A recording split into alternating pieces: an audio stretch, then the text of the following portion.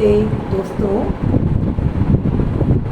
आज ये वीडियो मैंने प्रोजेक्ट विषय पर बनाया है क्योंकि इस विषय को लेकर के हमारी छात्र छात्राओं को बड़ी समस्या है, बड़ा उनको कन्फ्यूज़न है कि प्रोजेक्ट हम कैसे बनाएं, किस प्रकार से इस अपनी प्रोजेक्ट की रिपोर्ट सबमिट करनी है, चाहे वो हमारा बीए का 6वां सेमेस्टर हो और चाहे वो एमए का 4th यानी कि 4th सेमेस्टर हो। दोनों ही की समस्या लगभग एक जैसी है।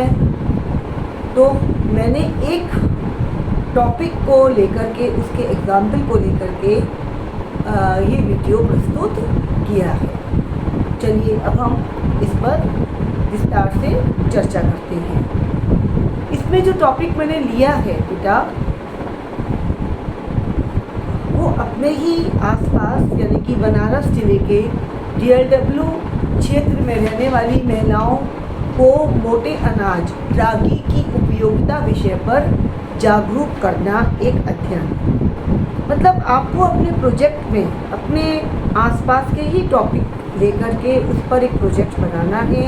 कहीं दूर जाने की आपको आवश्यकता नहीं है और जो हमारी रोज़मर्रा की समस्याएं हैं या जिन विषयों को हम अपने ज्ञान के क्षेत्र में उनका विकास करना चाहते हैं, उनकी ग्रोथ देखना चाहते हैं, उन्हीं विषयों को आप सम्मिलित करें। जैसे कि हमारे जो बीए के 6th सेमेस्टर वाले बच्चे हैं, उन्होंने तो टॉपिक अपने 5th सेमेस्टर में ही सेलेक्ट कर लिए थे और उनके तो सिलेबस के टॉपिक्स दिए हुए हैं, जैसे NGO हैं या प्राइमरी हेल्थ सेंटर हैं या आपके कोई भी मार्केट है, आपकी कोई हॉस्पिटल्स हैं, उनको लेकर के आपको अपना प्रोजेक्ट बनाना था। किसी एक को आप चुन लीजिए।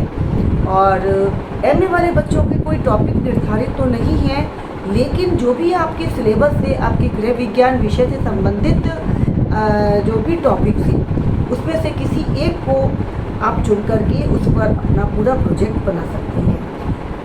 इसके बाद हम ये डिस्कस करेंगे कि प्रोजेक्ट आखिर होता क्या है। What do you understand by project and the basic difference between the dissertation and project. Project किसी भी एक समस्या के प्रति हमारा ध्यान केंद्रित करना और उस पर अपने सुझाव देना तथा एक कोई भी एक रिसर्च टूल बना करके, क्वेश्चनियर हुआ या ऑब्जर्वेशन शेड्यूल हुआ, उसको बना करके हमें आंकड़ों को एकत्र करके उसको अच्छे से उसका प्रस्तुतिकरण, टेबुलेशन करके, विश्लेषण करके, उसकी व्याख्या करके निष्कर्ष पर आना और सुझाव देना।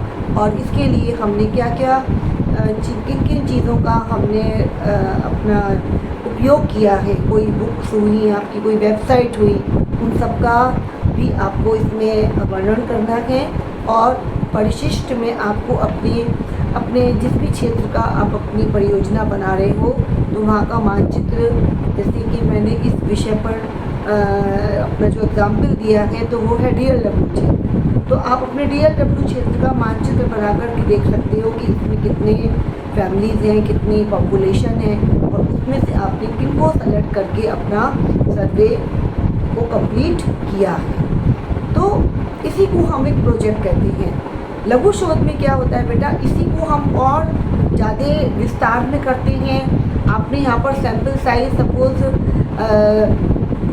25 या 50 के अंदर ही लिया है। लघु शोध में हम हो सकता है कि 200 तक अपना सैंपल लेंगे और वही रिसर्च में हमारा 1000-2000 भी हो जाता है। यानी कि जितने बड़े यूनिवर्स पॉपुलेशन पर हम अध्ययन करेंगे, उतने ही उसकी अधिक सार्थकता होगी, उतना ही उसको हम अधिक उसके रिजल्ट्स में वैलिडिटी और रिलायबिलिटी होगी। हम छोटा काम करेंगे तो उसमें उतनी वैलिडिटी रिलायबिलिटी नहीं होगी, लेकिन हम यदि अपने अध्ययन क्षेत्र को एक लिमिटेड कर देते हैं, तब भी हम उससे एक्यूरेट रिजल्ट प्राप्त कर सकते हैं। तो it is clear what is project. अब यहाँ पर मैंने एक विषय सूची आपको दिखाई दे रही है। विषय सूची में यहाँ पर 5 अध्याय बेटा हैं। पहला अध्याय है प्रस्तावना, जिसमें आपको परिभाषा देनी है, अपना जनरल परिचय देना है और उद्देश्य देना है। आप किस विषय पर आप अपना परियोजना बनाने जा रही हूँ। जैसे कि आपने यहाँ पर प्रस्तावना अपने टॉपिक में आप यहाँ पर महिलाओं के स्वास्थ्य के प्रति आप उनको जागरूक कर सकते हो, महिलाओं का स्वास्थ्य कितना इम्पोर्टेंट है, और उसके लिए हम न्यूट्रिशन लेते हैं। तो और न्यूट्रिशन में भी हम यदि मोटा अनाज के को ग्रहण करेंगे तो उससे हमको ज़्यादा पोषक तत्व मिलेंगे। और इस तरह से हमने परिचय देने के बाद अपना उद्देश्य बनाया कि महिलाओं को मोटे अनाज के प्रति जागरूक करना। फिर मोटे अनाज में रागी को हमने लिया है, तो रागी के प्रति उनको जागरूक करना, उसके लाभ बताना, और प्लस उससे बने व्यंजनों के विषय में भी उनको जागरूक करना।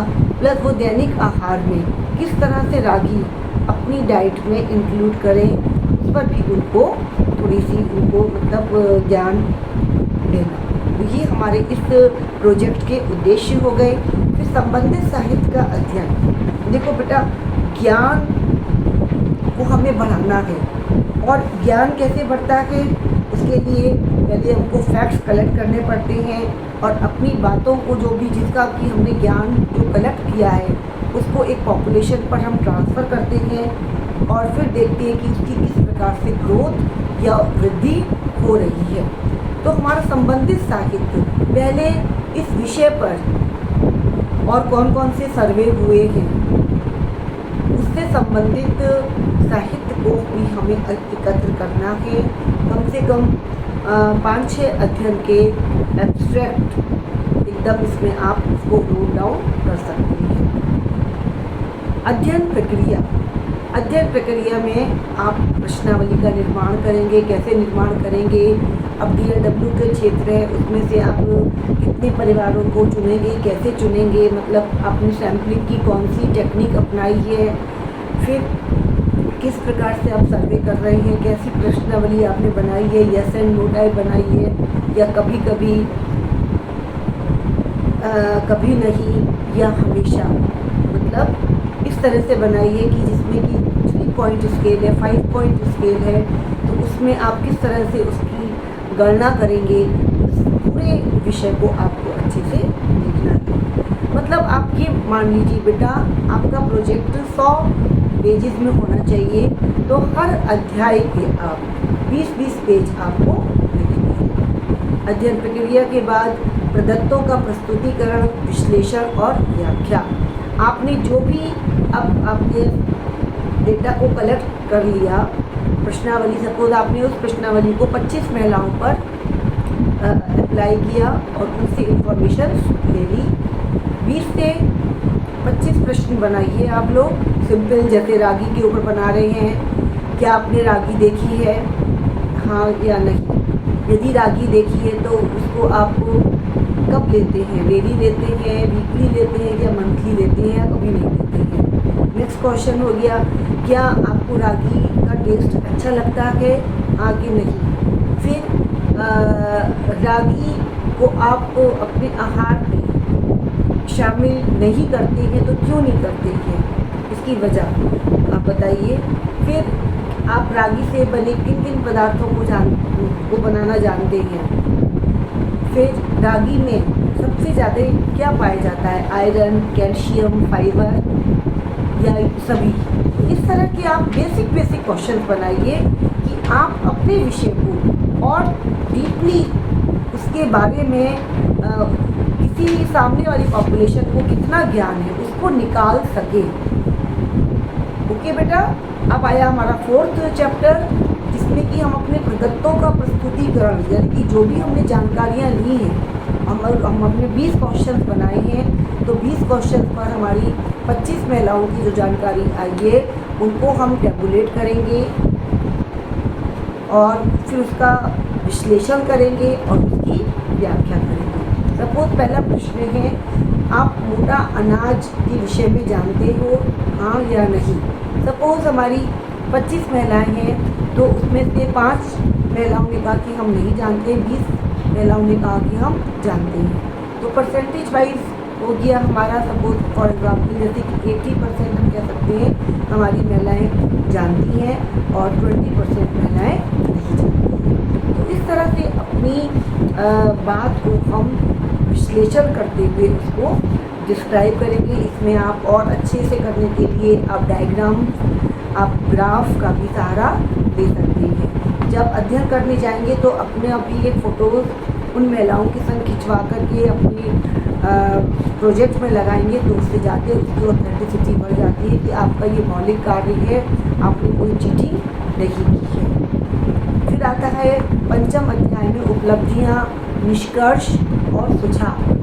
आपकी जो रिज़ल्ट आए उसको आप डिस्कस करोगे, आपने क्या कंक्लूज़न निकाला कि आपने रागी विषय की उपयोगिता, रागी की उपयोगिता के विषय में आपने किस तरह से अपने विषय को प्रस्तुत किया, किस तरह से उनको ज्ञान बताया और कितना आपने कोई भी डिशेस के बारे में बताया।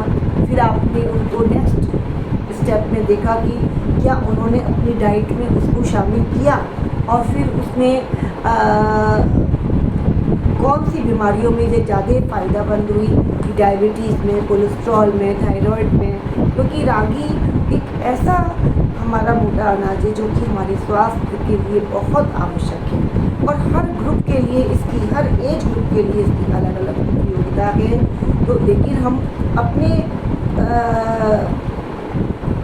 अध्ययन प्रक्रिया में हम ये भी बताते हैं कि हमारी क्या लिमिटेशन है, हम बस कहाँ तक अपना विस्तार कर रहे हैं, क्योंकि नहीं तो हमारा जो मेन ऑब्जेक्टिव है उससे हम हट करके और भी जानकारियाँ लेंगे तो हमारा जो प्रोजेक्ट है वो टू दी पॉइंट नहीं होगा। हमें अपने एक एरिया को डिफाइन करना है, उसकी लिमिटेशन बतानी है कि हम केवल यहीं तक देख रहे हैं। अब नेक्स्ट इसके स्टेप में और इसको एलेबोरेट करना है तो हम इसकी विभिन्न बीमारियों पर पड़ने वाले इसके जो भी एडवांटेजेस हैं उसको देख सकते हैं, या एक ही 2-3 रेसिपी को और अच्छे से एनालिसिस कर सकते हैं कि उसमें कितना कैल्शियम पाया, कितनी प्रोटीन मिली, और उसको कंपेयर कर सकते हैं और भी किसी फूड ग्रुप से। तो समझ में आ रहा है, मतलब हमें अपनी चीज़ को एकदम क्लैरिफाई करते हुए उसके निष्कर्ष तक पहुंचना है, सजेशन देना है और हम इसमें क्या क्या ऐड कर सकते हैं। उसके बाद आता है संदर्भ ग्रंथ सूची। आपने अपने प्रोजेक्ट को बनाने के लिए किन किन किताबों का, जर्नल का, वेबसाइट का सहारा लिया है, उसको भी आपको अल्फ़ाबेटिकली या ईयर वाइज अरेंज करके लिखना होता है।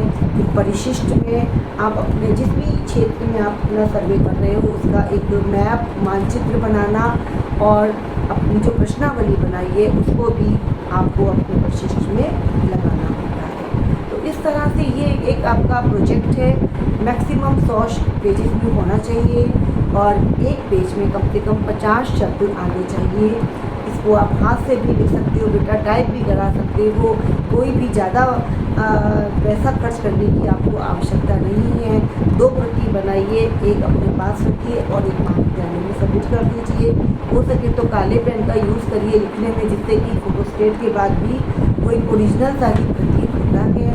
और फोटोज़ आप दोनों में अलग अलग पेस्ट कर दीजिए, जिससे कि और भी आपका देखने में सुंदर लगेगा, दोनों ही ओरिजिनल की तरह लगेंगे। तो मैं आशा करती हूँ ये वीडियो आपको प्रोजेक्ट बनाने में मदद करेगा, चाहे वो मेरे BA के 6 सेमेस्टर के बच्चे हों, चाहे वो MA के 4 सेमेस्टर के बच्चे हों। और इसको आप ध्यान से देखिए, इसको बार बार देखिए, पढ़िए और लोगों को शेयर कीजिए। बहुत सी ऐसी छात्राएँ हैं जब मैडम बताती हैं तो वो कॉलेज में नहीं आती हैं और उसके बाद वो परेशान होती रहती हैं, फालतू में दुकानदारों के चक्कर काटती हैं कि हम उनसे रेडीमेड प्रोजेक्ट बनवाएं। बेटा वो एक लेमैन है, उन्हें आपके विषय को में कोई जानकारी नहीं है, तो वो प्रोजेक्ट भी उसी लेवल का बनाएंगे जो आपके लिए एकदम उपयुक्त तो नहीं होगा और उससे आपको कोई अधिक लाभ भी नहीं होगा। तो मैं आशा करती हूँ इस बार मेरे सारे गृह विज्ञान के बच्चे या अन्य विषयों के बच्चे अपना प्रोजेक्ट अपने हाथ से बहुत मन से बनाएंगे और अब उनको एक अलग सा कॉन्फिडेंस होगा। जब हम कोई भी काम अपने मन से करते हैं तो उसमें हम अपने को बहुत एकदम सक्रिय पाते हैं, हम एक पॉजिटिविटी आती है कि हम इस लायक ही हमने अपना काम अपने से किया। तो बेटा आप सभी मन लगा करके अपना प्रोजेक्ट बनाइए। अभी आपके पास समय है, ये जुलाई में सबमिट होगा। तब तक अभी आपके पास पूरा मई पड़ा है, जून पड़ा है। इसमें खूब बढ़िया से अपना डेटा कलेक्शन करके इसको पूरा एनालाइज करिए और अच्छे से प्रोजेक्ट बनाइए। इन्हीं शब्दों के साथ में अपना वीडियो समाप्त करती हूँ। धन्यवाद। वीडियो को ज़्यादा से ज़्यादा शेयर कीजिए, लाइक कीजिए, मेरे चैनल को सब्सक्राइब कीजिए। धन्यवाद बेटा।